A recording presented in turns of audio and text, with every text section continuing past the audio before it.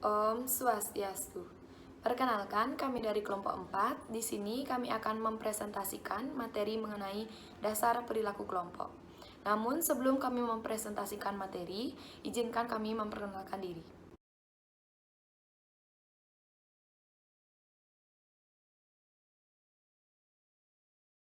Perkenalkan, nama saya Idewo Madi Pujadinata, MPM 2020-331-21136.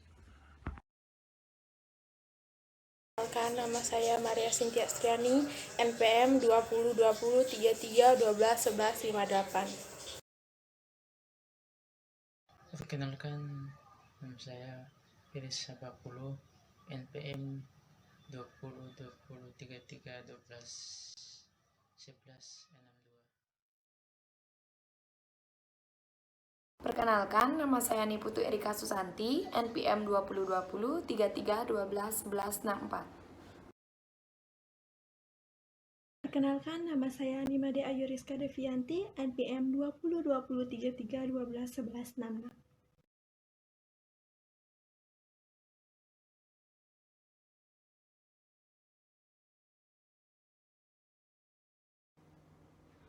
Yang pertama ada definisi kelompok. Kelompok didefinisikan sebagai dua individu atau lebih yang berinteraksi dan saling bergantung, yang bergabung untuk mencapai tujuan tertentu dan mencapai sasaran-sasaran tertentu. Menurut Robin and Jadges, kelompok adalah sebagai dua atau lebih individu yang berinteraksi dan saling ketergantungan dalam mencapai tujuan secara bersama-sama. Dari definisi-definisi di atas dapat disimpulkan bahwa kelompok adalah dua orang atau lebih yang berkumpul, berinteraksi, dan saling bergantung untuk mencapai tujuan bersama yang tidak dapat dicapai oleh sendiri. Sekian presentasi dari saya, materi berikutnya akan dilanjutkan oleh teman saya.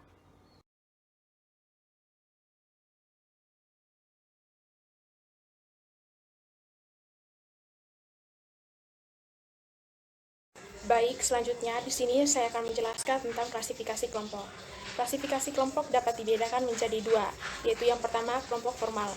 Kelompok formal adalah kelompok yang diciptakan oleh keputusan manajerial untuk mencapai tujuan yang ditetapkan oleh organisasi tersebut. Kelompok formal ini terdiri dari dua jenis, yaitu yang pertama kelompok komando.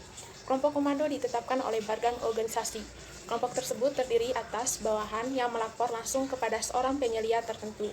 Yang kedua, kelompok tugas. Kelompok tugas terdiri dari para karyawan yang bekerja sama untuk menyelesaikan suatu tugas atau proyek tertentu.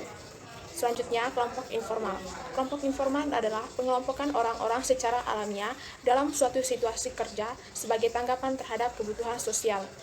Kelompok informal ini juga terdiri dari dua jenis, yaitu yang pertama, kelompok kepentingan, yaitu individu-individu yang mungkin tidak menjadi anggota dari kelompok komando atau kelompok tugas yang sama dapat berafiliasi untuk mencapai beberapa sasaran bersama. Yang kedua, kelompok persahabatan. Kelompok persahabatan adalah persekutuan sosial yang sering dikembangkan dari situasi kerja, ditetapkan bersama-sama karena memiliki satu atau lebih karakteristik yang sama. Selanjutnya, perbedaan yang utama antara kedua kelompok itu adalah bahwa kelompok formal, yaitu komando dan tugas, dirancang oleh organisasi formal dan merupakan alat untuk mencapai sasaran. Sedangkan kelompok informal, yaitu kepentingan dan persahabatan, adalah penting bagi kepentingannya sendiri. Baik, sekian presentasi dari saya. Selanjutnya dilanjutkan oleh teman saya.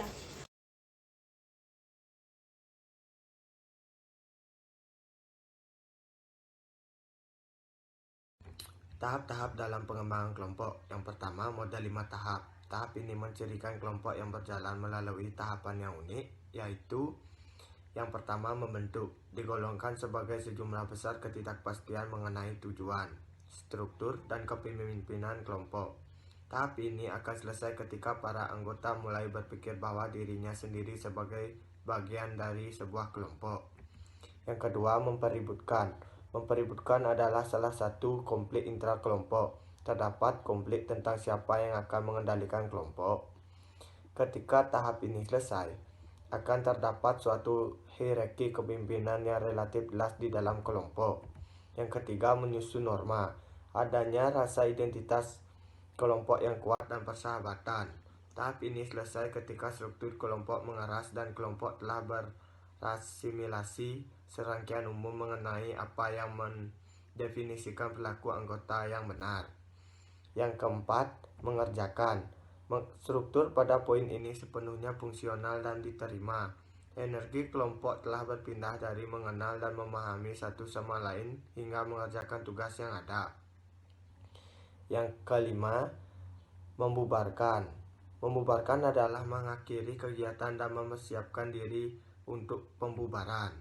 Yang kedua, model ketimbangan berselang. Untuk kelompok yang bersifat sementara dengan tenggat waktu yang tidak mengikuti model 5 tahap yang biasanya. Yang pertama, pertemuan pertama mereka menetapkan arah kelompok. Yang kedua, fase pertama aktivitas kelompok adalah salah satu dari inersia. Yang ketiga, suatu transisi terjadi tepat ketika kelompok telah terpakai setelah dari waktu yang telah ditetapkan. Yang keempat, transisi ini memperkasai perubahan besar.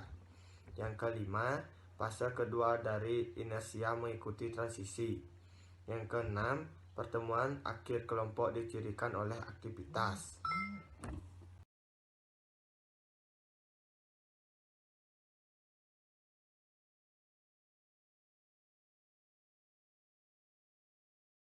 Selanjutnya, saya akan menjelaskan tentang properti kelompok.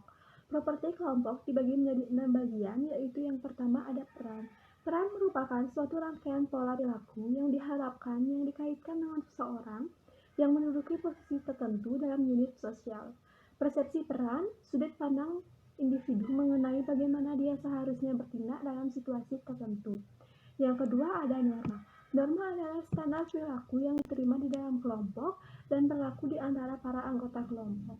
Norma yang paling umum adalah norma kinerja, yaitu memberikan petunjuk secara eksplisit mengenai bagaimana kerasnya anggota harus bekerja, apa level output yang harus dihasilkan, dan bagaimana menyelesaikan pekerjaan. Yang ketiga ada status. Status adalah suatu posisi didefinisikan secara sosial atau peringkat yang diberikan kepada kelompok atau para anggota kelompok. Salah satu di antara ketiga sumber berikut. Yang pertama ada kekuasaan seseorang yang dimiliki atas orang lain.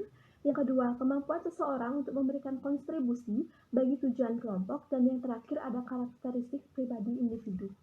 Yang keempat ada besaran. Besaran suatu kelompok bergantung pada apa variabel dependen yang kita amati. Teman yang paling penting mengenai besaran kelompok dengan memperhatikan kemalasan sosial. Kecenderungan bagi individu untuk mengeluarkan sedikit upaya ketika bekerja secara kolektif daripada secara sendiri.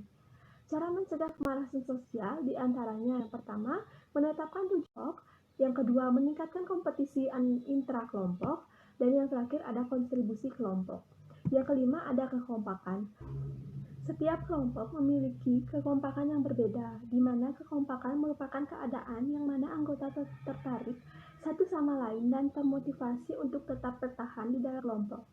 Hubungan antara kekompakan dengan produktivitas bergantung pada norma yang terkait dengan kinerja kelompok.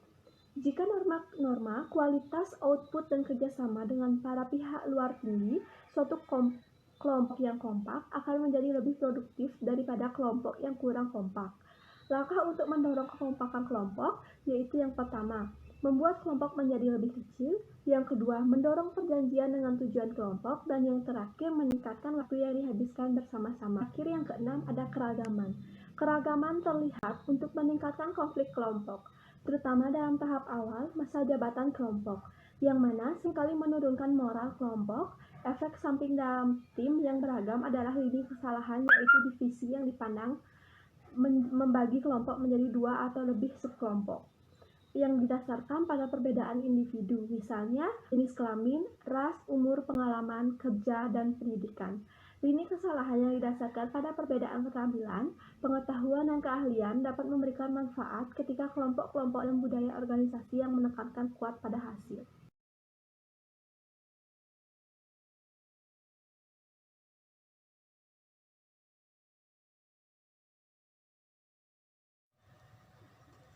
Saya akan menjelaskan tentang pengambilan keputusan kelompok. 1. Teknik-teknik pengambilan keputusan kelompok. Bentuk pengambilan keputusan yang umum terjadi di dalam kelompok yang berinteraksi, di mana para anggota bertemu secara tatap muka dan mengandalkan interaksi verbal maupun non-verbal agar saling berkomunikasi, yaitu tukar pikiran, yaitu salah satu teknik pengambilan keputusan dengan mengatasi tekanan pada konformitas dalam kelompok yang berinteraksi yang dapat memperlambat perkembangan alternatif yang kreatif dengan menahan kritikan. Selanjutnya, teknik nominal kelompok adalah sebuah metode pengambilan keputusan kelompok di mana para anggota individual bertemu secara tatap muka untuk menyatukan penilaian mereka dengan cara sistematis tetapi independen. Keuntungannya adalah mengizinkan kelompok untuk bertemu secara formal tetapi tidak menghilangi pemikiran independen. 2. Kekuatan dan kelemahan dalam pengambilan keputusan kelompok. A. Kekuatan atau keunggulan dalam pengambilan keputusan kelompok, yaitu menghasilkan informasi dan pengetahuan yang lebih lengkap. Selanjutnya, menawarkan semakin meningkatnya keragaman pandangan. Selanjutnya, meningkatkan penerimaan atas sebuah solusi. B. Kelemahan dalam pengambilan keputusan kelompok, yaitu keputusan kelompok akan memakan lebih banyak waktu. Terdapat tekanan-tekanan konformitas dalam kelompok. Diskusi kelompok dapat didominasi oleh satu atau sedikit anggota, memunculkan adanya tanggung jawab ambigu, tidak jelas. Terkait dengan akurasi, keputusan kelompok biasanya lebih akurat dibandingkan keputusan dari rata-rata individu.